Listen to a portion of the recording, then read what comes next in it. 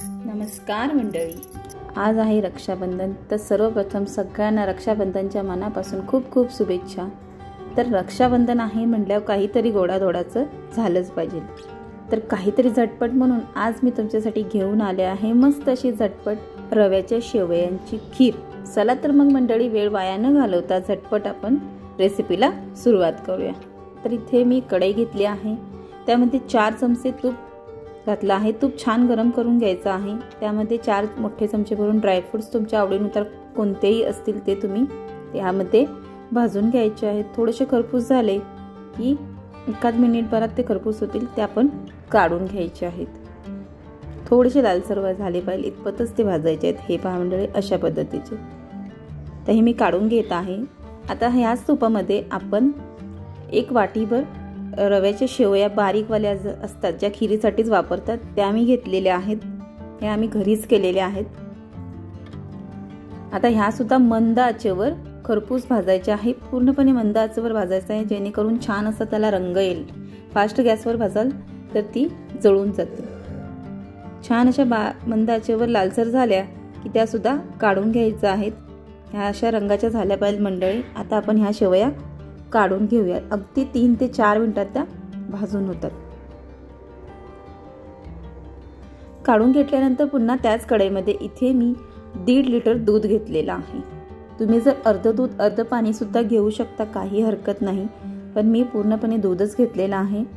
इथे मी 1.5 लिटर दूध घालून घेत आहे.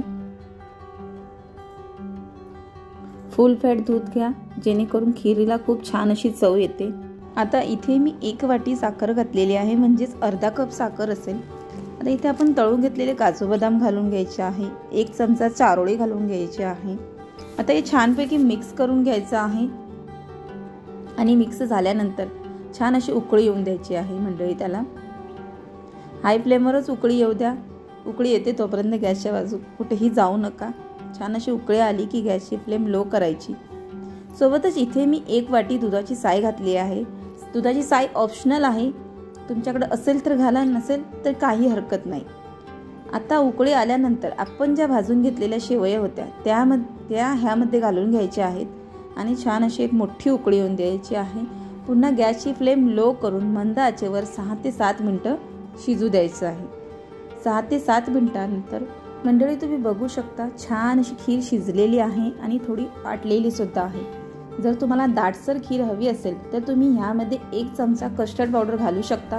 त्याने थोडीशी खीर दाटसर होईल आणि तुम्हाला फ्लेवरही वेगळा हवा असेल तर मिळेल. आणि सैलसर हवी असेल तर अशीच राहू द्या. तर मंडळी, तयार आहे आपली मस्त अशी शेवयांची खीर. आहे की नाही झटपट आणि सोपी मस्त अशी रेसिपी. तर मंडळी, तुम्ही ह्या रक्षाबंधनाला तुम्ही ही रेसिपी नक्की ट्राय करा आणि मला कमेंट करून नक्की कळवा की रेसिपी कशी झाली.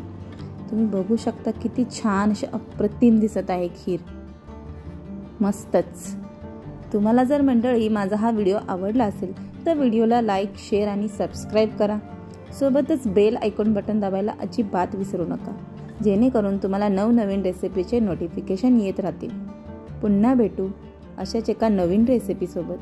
वेळात वेळ काढून तुम्ही माझा व्हिडिओ पाहिल्याबद्दल मी तुमची मनापासून खूप खूप खूप आभारी आहे.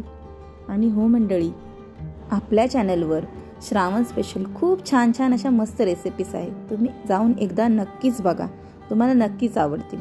आणि हो, व्हिडिओला लाईक करायला विसरू नका.